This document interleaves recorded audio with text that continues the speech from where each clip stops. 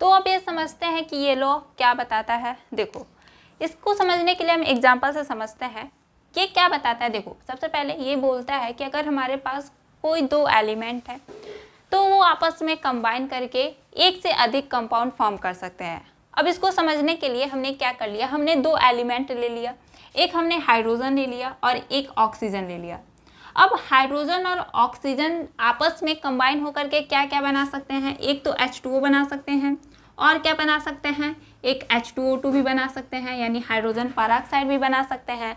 अब H2O का अगर हम मास रेशियो लिखें, अगर H2O का मास रेशियो लिखे तो क्या लिख सकते हैं, 2:16।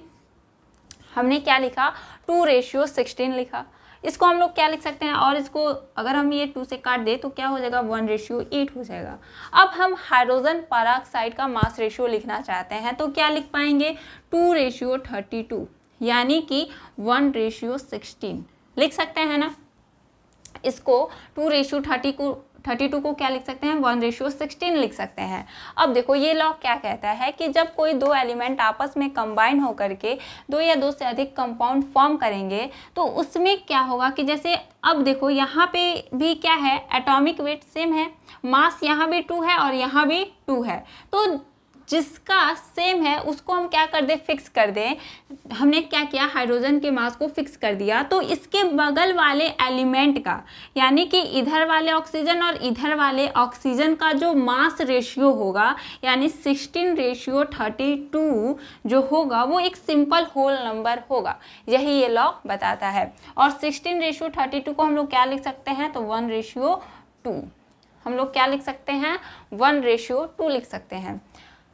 हमने क्या बोला, हमने ये बोला कि ये लॉ क्या बताता है कि ये बोलता है कि अगर कोई दो एलिमेंट है और जब वो आपस में कंबाइन होंगे तो वो दो या दो से अधिक कंपाउंड फॉर्म कर सकते हैं। अब ठीक है भाई, हमने दो एलिमेंट लिया, वहाँ से हमने देखा कि ये दो कंपाउंड, ये तो H2O भी बना सकते हैं आपस में मिलकर के और हाइड्रोजन पेरोक्साइड भी बना सकते हैं। उसके बाद से जब इनका जो मास रेशियो होगा, हमने क्या किया, इसका मास रेशियो लिख लिया। और फिर ये बोलता है कि उसमें से क्या है, एक एलिमेंट का, दोनों में एक एलिमेंट का मास फिक्स है, दोनों में एक एलिमेंट का जो मास है वो फिक्स है। देखो इधर भी 2 है, इधर भी 2 है, हमने उसको फिक्स कर दिया। तो उसके बगल वाला जो एलिमेंट है, उसके बगल वाला जो एलिमेंट है उनका जो मास रेशियो होगा, इधर क्या मास था 16, इधर क्या मास था 32, यानी 16:32 एक क्या है, सिंपल होल नंबर है। 16:32 को हम लोग क्या लिख सकते हैं, 1:2। ये क्या, एक whole, simple whole number ratio है। यही ये लॉ बताता है। अब देखो एक और एग्जांपल समझते हैं। जैसे कि मान लो कि हमने कार्बन ले लिया और ऑक्सीजन ले लिया। कार्बन और ऑक्सीजन आपस में मिलकर के क्या क्या बना सकते हैं, कार्बन मोनोऑक्साइड भी बना सकते हैं, कार्बन डाइऑक्साइड भी बना सकते हैं। ठीक है, कार्बन मोनोऑक्साइड में मास रेशियो की बात करें तो क्या होगा, 12:16। क्या होगा, 12:16। और कार्बन डाइऑक्साइड में बात करें तो क्या होगा, 12:32। अब देखो यहाँ भी ये क्या है, 12 एक एलिमेंट का मास सेम है, उसको हमने फिक्स कर दिया। तो इसके बगल वाले जो एलिमेंट है यानी ऑक्सीजन, इसके बगल वाले जो एलिमेंट हैं उनका जो मास रेशियो है यानी कितना है, 16:32, वो एक सिंपल होल नंबर होगा। यानी कि ये जो 16:32 है वो क्या, एक सिंपल होल नंबर है। इसको हम लोग क्या लिख सकते हैं, 1:2। ये क्या है, एक सिंपल होल नंबर है। यही ये लॉ बताता है। अब देखो जैसे कि अगर हम एक और ले एग्जाम्पल, नाइट्रोजन और ऑक्सीजन ले लेते हैं। नाइट्रोजन और ऑक्सीजन, तो इसके अगर हम कंपाउंड बनाएं तो क्या क्या बना सकते हैं। एक तो हम बना सकते हैं नाइट्रोजन और ऑक्सीजन से NO, ठीक। एक हम बना सकते हैं NO2 बना सकते हैं। एक हम बना सकते हैं क्या, तो N2O बना सकते हैं क्या, हाँ। फिर हम क्या बना सकते हैं, N2O4, और एक क्या बना सकते हैं, N2O5। तो ये नाइट्रोजन के ऑक्साइड हैं कुछ, जिनको हम लोग ये लिख सकते हैं। ठीक है, तो ये नाइट्रोजन के ऑक्साइड है। अब हम इसका क्या कर रहे हैं, मास रेशियो लिखना चाहते हैं। अब हमने इसका क्या किया, मास रेशियो लिखेंगे। मास रेशियो लिखेंगे तो क्या लिख सकते हैं, यहाँ पे 14:16, यहाँ पे क्या लिख सकते हैं 14:32, यहाँ पे क्या लिख सकते हैं 28:16, यहाँ पे क्या लिख सकते हैं 28:4 ऑक्सीजन है, यानी एक ऑक्सीजन का 16, तो 4 ऑक्सीजन का कितना हो जाएगा मेरा, 4 ऑक्सीजन का 64, तो यहाँ पे 64। और फिर यहाँ पे क्या लिख सकते हैं 28:18, ठीक है। 5 ऑक्सीजन का कितना हो जाएगा 18 हो जाएगा। अब देखो, अब हमने इसको ये रेशियो लिख लिया। अब क्या यहाँ पे अभी हम लॉ ऑफ मल्टीपल प्रोपोर्शन लगा सकते हैं, नहीं, क्योंकि अभी यहाँ पे एक एलिमेंट का मास जो है वो हम फिक्स नहीं किए हैं। अब फिक्स करने के लिए हमको क्या करना पड़ेगा, एक एलिमेंट सबका मास सेम करना पड़ेगा। अब देखो यहाँ पे क्या है 14 है, यहाँ पे 14 है, यहाँ पे लेकिन 28 है, यहाँ 28 है और यहाँ 28 है। अब हम क्या करने वाले हैं कि जो मेरा 14 है उसको हम चेंज करेंगे 28 में, जो मेरा 14 है उसको चेंज करेंगे 28 में। के लिए हम क्या करने वाले हैं 2 से मल्टीप्लाई। अब हम क्या करेंगे वहाँ पे 2 से मल्टीप्लाई कर देंगे। हमने इसमें क्या किया 2 से मल्टीप्लाई कर दिया, तो ये किस में चेंज हो जाएगा 28:32 में। फिर इसी तरह हमने यहाँ भी 2 से मल्टीप्लाई कर दिया। जब 2 से मल्टीप्लाई कर देंगे तो क्या हो जाएगा 28:64, क्या हो जाएगा 28:64, और सारा तो मेरा 28 में ही है। अब हमने एक एलिमेंट का मास सबका सेम कर दिया और उसको हमने फिक्स कर लिया, तो इसके बगल वाले एलिमेंट का जो मास है उनका जो रेशियो होगा वो क्या होगा, तो 32:64 रेशियो, और कहाँ गया ये 16:4 रेशियो और 80। इसको हम लोग सिंपली काट करके क्या लिख सकते हैं 2:4 रेशियो 16 से टेबल से हम सबका काट रहे हैं, तो ये क्या हो जाएगा 1।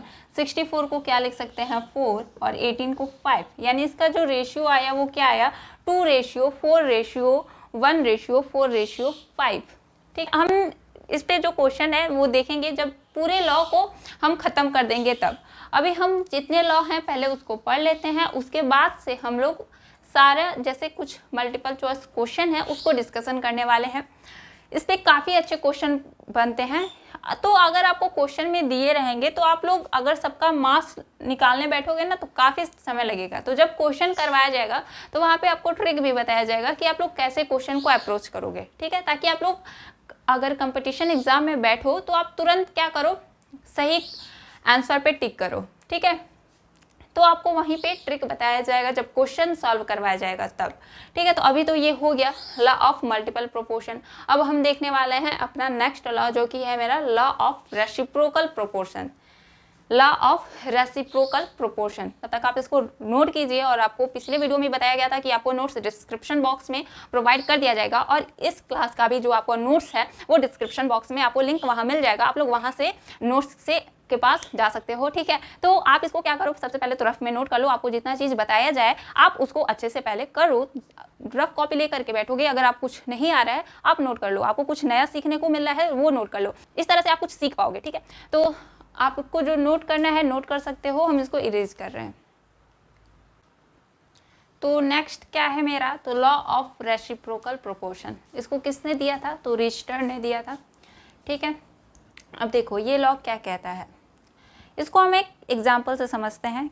एग्जाम्पल के थ्रू समझना आसान होता है। अगर आप इसका डायरेक्ट डेफिनेशन देखोगे तो आपको कुछ समझ में नहीं आने वाला है, लेकिन आप उसको एग्जाम्पल के थ्रू समझोगे तो आपको काफ़ी कुछ अच्छे से समझ में आएगा, ठीक है। तो अब देखो इसको समझते हैं। तो इसको समझने के लिए हम 3 एलिमेंट हम लेते हैं।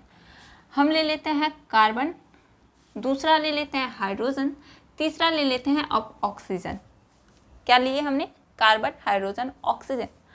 कार्बन और हाइड्रोजन आपस में कंबाइन होकर के क्या बना सकते हैं, CH4 बना सकते हैं ना। कार्बन और ऑक्सीजन आपस में मिलकर के क्या बना सकते हैं, कार्बन डाइऑक्साइड बना सकते हैं। हाइड्रोजन और ऑक्सीजन आपस में मिलकर के क्या बना सकते हैं, H2O। हमने 3 एलिमेंट लिया, कौन कौन सा, कार्बन, हाइड्रोजन, ऑक्सीजन। हमने ये बोला कि कार्बन हाइड्रोजन आपस में मिल करके क्या बना सकते हैं, CH4। कार्बन ऑक्सीजन आपस में मिल करके क्या बना सकते हैं, कार्बन डाइऑक्साइड। और हाइड्रोजन और ऑक्सीजन आपस में मिल करके H2O बना सकते हैं। हमने यहाँ 3 कंपाउंड बनाए, कौन कौन से, CH4, CO2 और H2O। अब देखो, अब हम क्या कर रहे हैं, इन तीनों कंपाउंड, ये जो मेरे तीनों कंपाउंड है, अब हम मास रेशियो लिखने वाले हैं। तो CH4 का मास रेशियो क्या हो जाएगा, कार्बन का एटॉमिक वेट 12 होता है, तो 12 रेशियो, और एक हाइड्रोजन का अगर 1 होता है तो 4 हाइड्रोजन है तो 4, यानी 12 रेशियो 4। और इसको हम लोग लिख सकते हैं 3:1। इसी तरह कार्बन डाइऑक्साइड को हम लोग क्या लिख सकते हैं, एक कार्बन का 12, 2 ऑक्सीजन का 32। तो इसको हम लोग सिंपल रेशियो अगर चेंज करें तो क्या लिख सकते हैं, 3:8। अब बात करें यहाँ पे तो क्या लिख सकते हैं कि 2:16, यानी कि 1:8।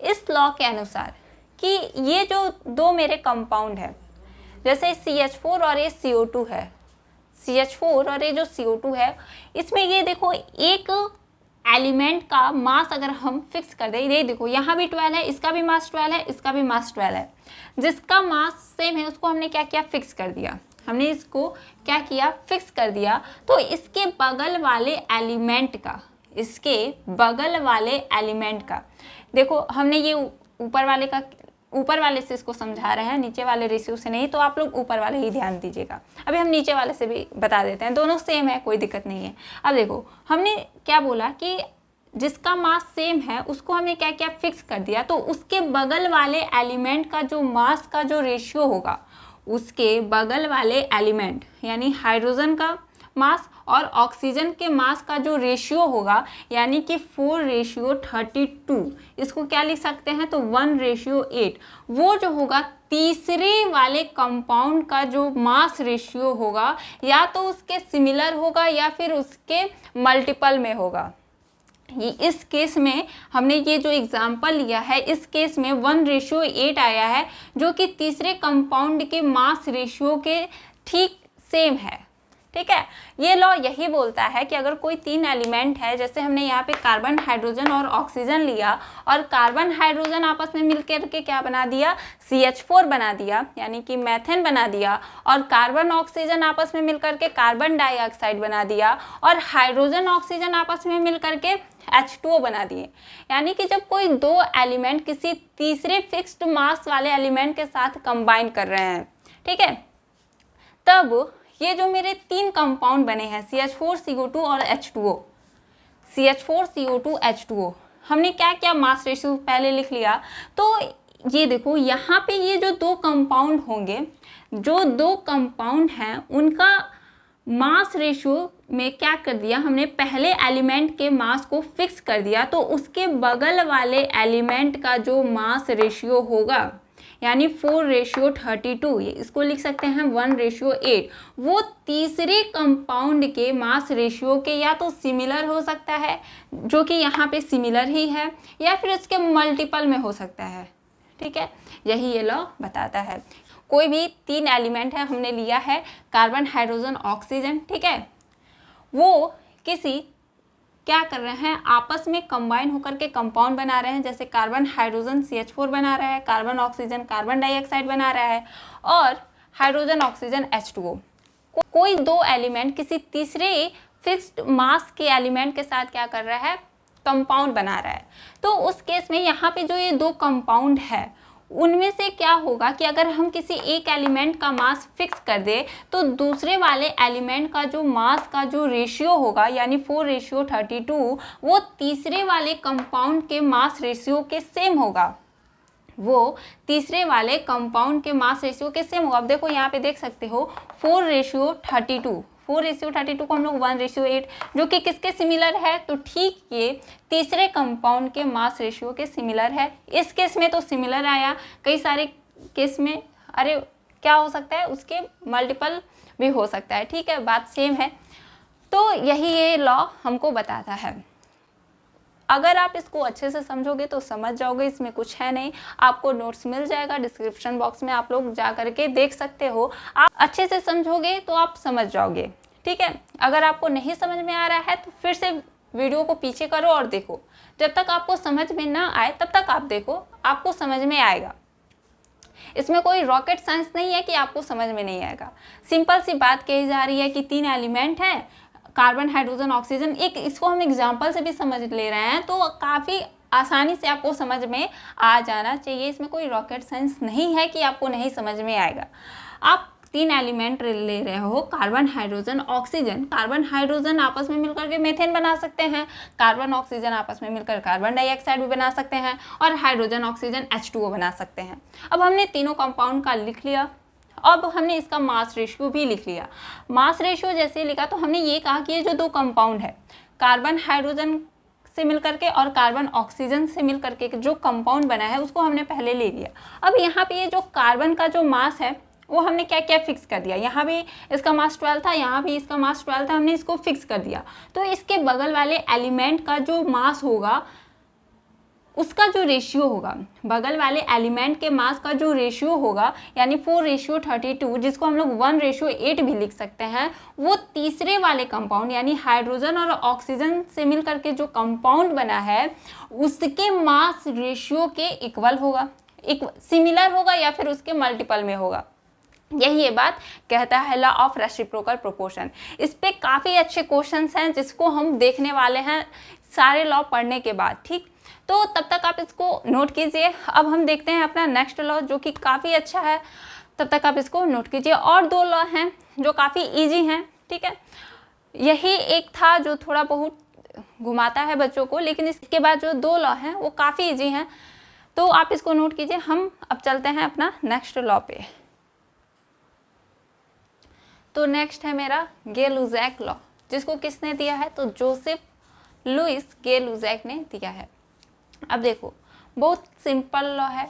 क्या बोलते हैं, देखो बोलते हैं कि जब मेरा टेम्परेचर और प्रेशर कांस्टेंट होगा, कंडीशन बता दिए कि जब मेरा टेम्परेचर और प्रेशर क्या होगा, कांस्टेंट होगा, तब जब 2 गैस आपस में कंबाइन होंगे तो उनके जो वॉल्यूम का रेशियो होगा वो एक सिंपल रेशियो होगा। इन्होंने क्या बोला कि जब भी टेम्परेचर और प्रेशर कांस्टेंट होगा और जब 2 गैस आपस में कंबाइन होंगे, गैसों के लिए केवल अप्लीकेबल है, ठीक है, यानी कि जो रिएक्टेंट और प्रोडक्ट होगा वो गैसियस स्टेट में होगा, तभी वो ये जो लॉ है तभी अप्लीकेबल है कि जब मेरे 2 गैस आपस में कंबाइन होंगे तो उनके जो वॉल्यूम का जो रेशियो होगा वो एक सिंपल रेशियो होगा। इसको समझते हैं एग्जांपल से, क्या बोल रहे हैं हम। जैसे मान लो आपको पता है कि नाइट्रोजन जो कि क्या होता है, गैस होता है, नाइट्रोजन गैस होता है, ठीक है, गैसेस स्टेट में पाया जाता है। और ये हाइड्रोजन भी क्या है, गैस। ये क्या बनाता है, अमोनिया, जो कि भी क्या होता है, गैसेस स्टेट में होता है।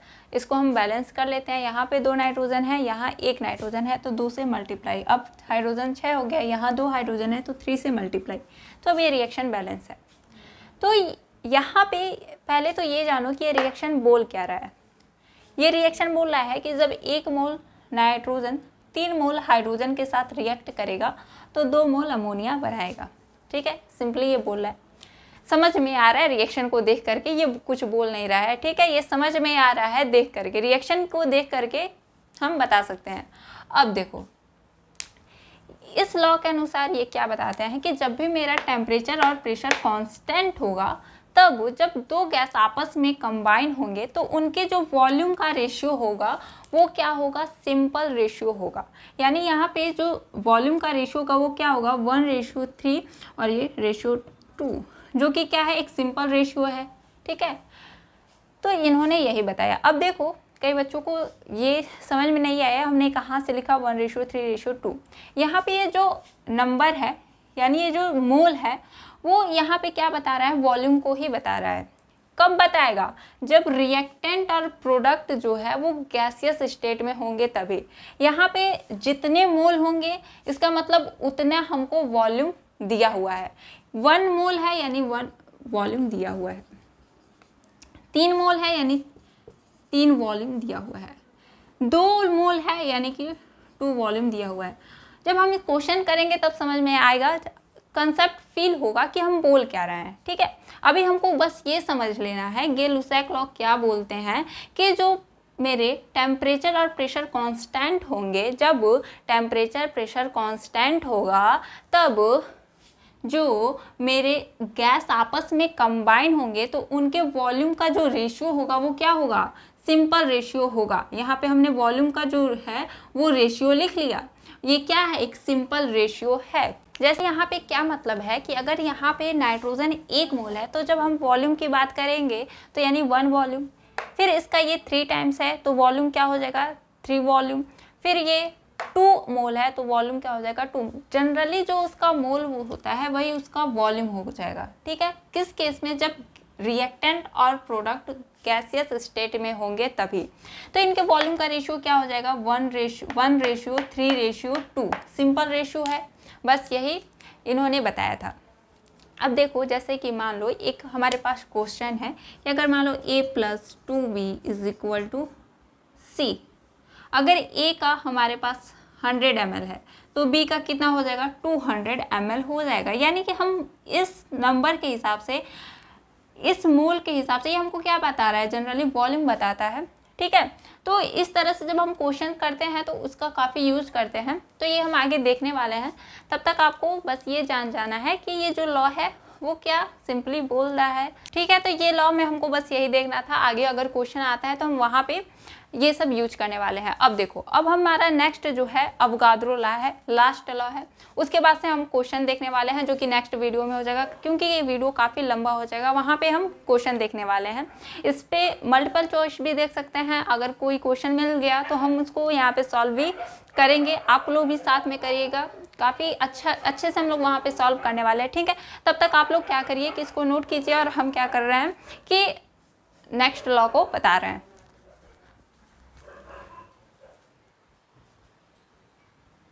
तो नेक्स्ट क्या है मेरा, अवोगाद्रो लॉ। क्या है, अवोगाद्रो लॉ।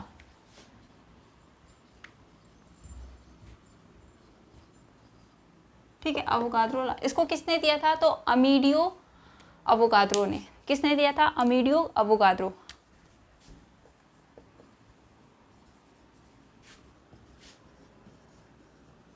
ठीक है, साइंटिस्ट का नेम आपको याद कर लेना है, क्योंकि क्वेश्चन काफ़ी डायरेक्ट पूछ देता है, हमने देखा है क्वेश्चन काफ़ी। साइंटिस्ट का नाम, जो भी कोई लॉ है डायरेक्ट पूछ देगा किसने प्रपोज किया था। ठीक है, तो आपको इसीलिए साइंटिस्ट के नेम पते होने चाहिए। ठीक है, अब देखो अवोगाद्रो लॉ क्या है, काफ़ी सिंपल सा ये लॉ है। क्या बोलता है कि जब मेरा टेम्परेचर और प्रेशर कांस्टेंट होगा, जब टेम्परेचर और प्रेशर क्या होगा, कांस्टेंट होगा, तब दो गैस का वॉल्यूम अगर इक्वल है, यानी कि V1 = V2, जहाँ पे V1 क्या है तो पहले गैस का वॉल्यूम है और V2 क्या है तो दूसरे गैस का वॉल्यूम है। अगर दो गैस का वॉल्यूम इक्वल है तब नंबर ऑफ मोल जो होगा वो क्या होगा, वो भी इक्वल होगा। यानी पहले गैस के लिए जो मोल होगा वही मोल क्या होगा, दूसरे गैस के लिए भी होगा, और नंबर ऑफ मॉलिक्यूल भी जो होगा वो सेम होगा पहले और दूसरे गैस के लिए। ठीक है, नंबर ऑफ मॉलिक्यूल, ये पहले नीचे हम दिखा देते हैं क्योंकि ये इससे हमको समझ में आएगा कि नंबर ऑफ मॉलिक्यूल पहले गैस के लिए और नंबर ऑफ मॉलिक्यूल ये दूसरे गैस के लिए। ठीक है, हमने क्या बोला, ये लॉ क्या बताता है कि जब भी टेम्परेचर प्रेशर कांस्टेंट होगा तो अगर किसी दो गैस का वॉल्यूम सेम है तो इसका मतलब उसका नंबर ऑफ मोल भी सेम होगा और नंबर ऑफ मॉलिक्यूल भी सेम होगा दोनों गैस के लिए। देखो एग्जांपल से समझते हैं, जैसे कि आप लोग ये रिएक्शन काफ़ी अच्छे से जानते हो कि हाइड्रोजन ऑक्सीजन आपस में कंबाइन होकर के क्या बनाते हैं, H2O। ये बैलेंस है, यहाँ पे अब बैलेंस है। ठीक है, अब देखो यहाँ पे आप लोग देखोगे कि हाइड्रोजन का 2 वॉल्यूम है, ऑक्सीजन का 1 वॉल्यूम है, जो भी उसका मोल होता है वही क्या हो जाएगा, वो क्या बताता है, वॉल्यूम को ही बता देता है। कब, जब रिएक्टेंट और प्रोडक्ट गैसियस स्टेट में है। यहाँ पे जो H2O है ना वो लिक्विड स्टेट में नहीं है, वो गैसियस स्टेट में है, यानी कि वो वेपर के फॉर्म में है। ठीक है, अब यहाँ पे क्या हो जाएगा, 2 वॉल्यूम, 2 मोल H2O है, इसका मतलब क्या है, 2 वॉल्यूम, वो क्या बता रहा है, 2 वॉल्यूम। ठीक है, अब देखो यहाँ पे क्या है कि जो हाइड्रोजन और H2O है दोनों का वॉल्यूम क्या है, सेम है। इसका मतलब यहाँ पे नंबर ऑफ मोल भी सेम है, दिख भी रहा है, और नंबर ऑफ मॉलिक्यूल भी सेम है। यही ये लॉ बताता है कि जब भी टेम्परेचर और प्रेशर कांस्टेंट होगा तो अगर किसी दो गैस का वॉल्यूम सेम है तो नंबर ऑफ मोल भी सेम होंगे और नंबर ऑफ मॉलिक्यूल भी सेम होंगे। यही मेरा अवोगाद्रो लॉ है। तो हमने ये लॉ ऑफ केमिकल कॉम्बिनेशन के जितने भी लॉ थे हमने पढ़ लिया है। अब हम नेक्स्ट वीडियो में मिलेंगे जिसमें हम पढ़ने वाले हैं, क्वेश्चन देखने वाले हैं। काफ़ी अच्छे क्वेश्चन हम देखेंगे वहाँ पे। और ठीक है, तब तक आप इसको अच्छे से प्रैक्टिस कीजिए। और आप जो है नोट्स आपको डिस्क्रिप्शन बॉक्स में मिल जाएगा, आप लोग वहाँ से नोट कर लीजिएगा। आप यहाँ पे रफ कॉपी लेके बैठिए, जो समझाया जा रहा है आप उसको समझिए, जो आपको लग रहा है हाँ ये आपके काम का है आप उसको नोट कीजिए, वरना आपको नोट्स में सब कुछ मिलने वाला है। ठीक है, तो thank you so much for watching this video and thank you.